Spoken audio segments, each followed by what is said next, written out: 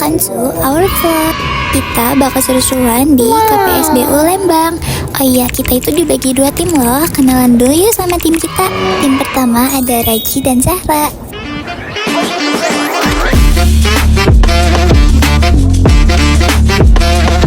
Perkenalan untuk tim pertama sudah selesai ya. Lanjut ke sesi wawancara. Ternyata mereka mau jalan-jalan dulu guys. Temenin sebentar yuk.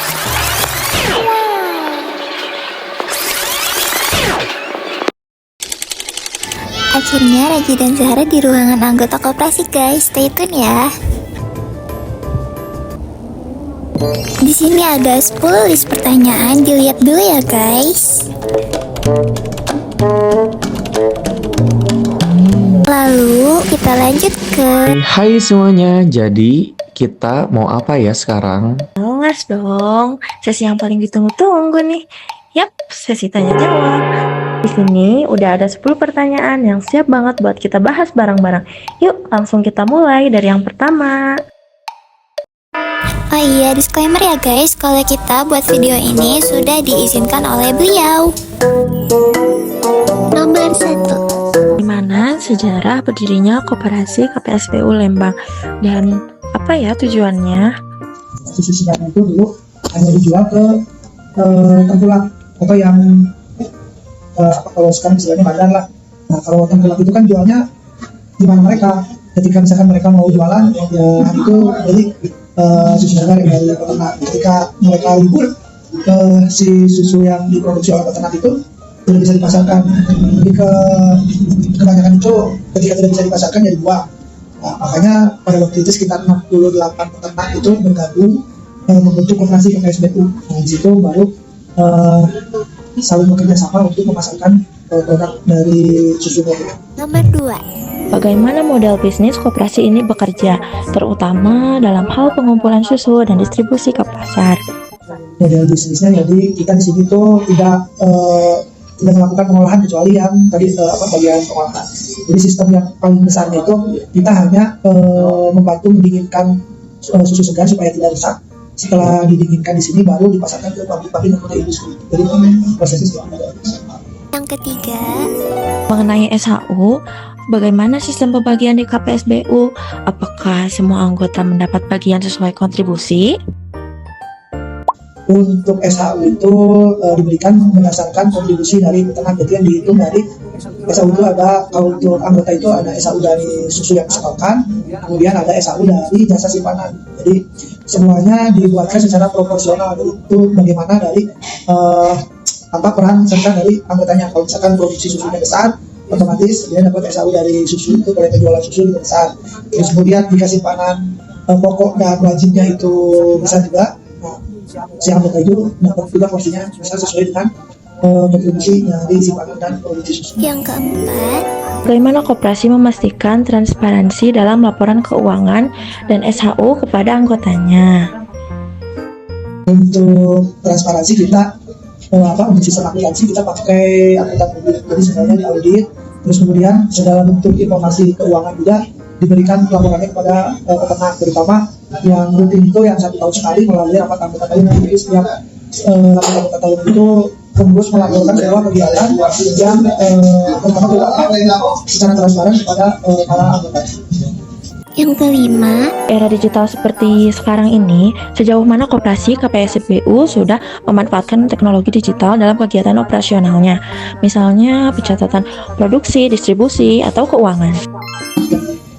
Untuk pencatatan produksi dan kegiatan-kegiatan administrasi sebenarnya sudah dari tahun 2004-2005 itu sudah komputerisasi, makanya sudah disimpan dalam database. Jadi untuk pendataan itu semuanya sudah dalam bentuk database.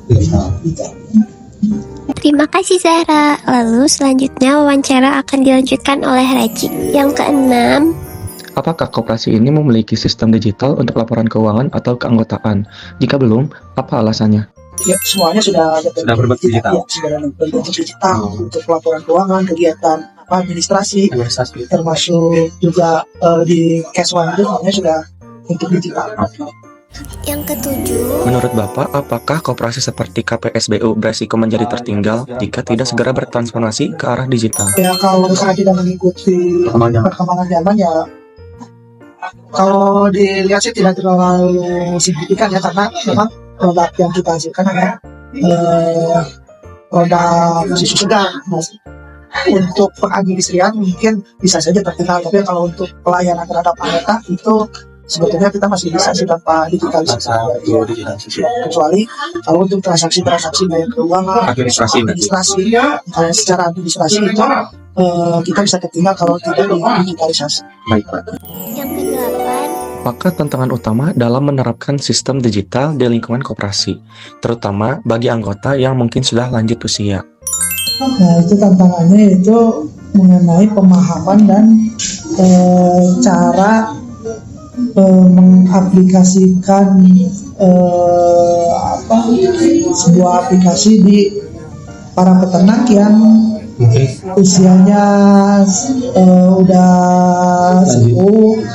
Nah, itu biasanya dibantu oleh petugas koordinator wilayah atau korwil. Jadi biasanya ketika misalkan kayak order waseda itu kan bentuknya sudah pakai aplikasi. Iya, baik. Nah, ketika peternaknya yang tidak lanjut usia atau sepuh, itu biasanya dibantu sama petugas atau biasanya kita ajarkan kepada putra putrinya dari situ, dibantu Agar mengerti. supaya bisa Iya. mengikuti alur transaksi digital. yang kesembilan, Bagaimana koperasi ini berkontribusi terhadap kesejahteraan anggota, khususnya kepada peternak kecil? Kontribusi kita Iya. sebetulnya ya bagi anggota tujuan dari visi misinya kan pengen mensejahterakan anggota atau peternak. Caranya yaitu dengan kayak memberikan pinjaman-pinjaman yang tanpa bunga, kayak yang tadi disebutkan. Terus ada ada pinjaman juga kredit buat sapi, itu sapi perah itu juga sama, sistemnya itu tidak memakai bunga. Tujuannya supaya si pendapatan peternak itu lebih besar dengan tidak adanya bunga dan administrasi. Jadi hal-hal itu yang dilakukan oleh koperasi. Itu mungkin ada jangka waktu tertentu kan? Misalnya Untuk kredit sapi itu bisa sampai 5 tahunan kreditnya. 5 tahun. Iya, dicicil selama 5 tahun. Nah, kalau kredit uang itu maksimal itu 5 bulan. 5 bulan dicicil, setelah lunas baru nanti bisa mengajukan kembali Tanpa bunga ya? tanpa bunga. dan yang terakhir, Apakah koperasi pernah menjalin kerjasama dengan institusi pendidikan atau pemerintahan untuk pengembangan sumber daya manusia? Kalau kerjasama kita banyak dari universitas, terutama di kesehatan hewan. Kalau di kesehatan hewan itu ada dari UGM, dari IPB, dari mana lagi ya?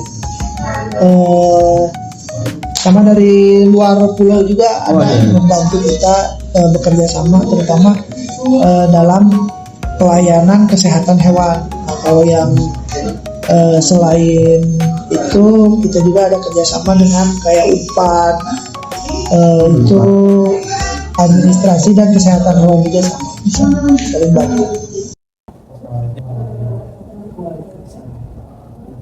Boleh kamera agak balik gini aja. Saya. Makasih Pak. Terima kasih ya Pak. Ya Pak. Tapi boleh kan izin apa videonya? terima kasih untuk Bapak Pengurus Anggota Koperasi Raji dan Zahra atas wawancaranya. Jangan kemana-mana dulu ya guys, karena habis ini bakalan ada vlog kedua dari tim kedua. Stay tune ya. Halo semuanya, kita lagi ada di KPSBU Lembang. Sekarang ikutin kita terus ya. Ah. kita dari Tim 2, happy watching ya. langsung ke perkenalan yuk.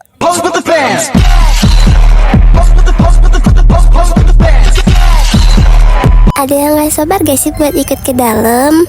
Yuk kita masuk. Di sini pintunya itu pakai tripod turnstile, jadi aman banget dan efisien juga. Wow, banyak banget makanannya. Jadi bingung deh, mau review yang mana dulu ya? Kita langsung aja lihat ke produk susunya. Ini segar banget dan enak banget loh guys. Harganya itu dari mulai 5.000 sampai 25.000. Ini ada yogurt juga guys, mulai dari 6.000 sampai 28.000. Untuk makanannya ada mili di sale manis dan donat. Halo guys, selain minuman dan yogurt, ada juga loh madu dan susu murninya. Kira-kira Sophie lagi lihat apa ya? Ternyata susu murni. Untuk susu murni di harga 10 ribuan aja guys. Di belakang aku ada milk cooling tank guys, atau mesin pendingin susu. Alat ini digunakan untuk menyimpan susu segar setelah pemerahan agar berada di suhu rendah sekitar 4 Celcius.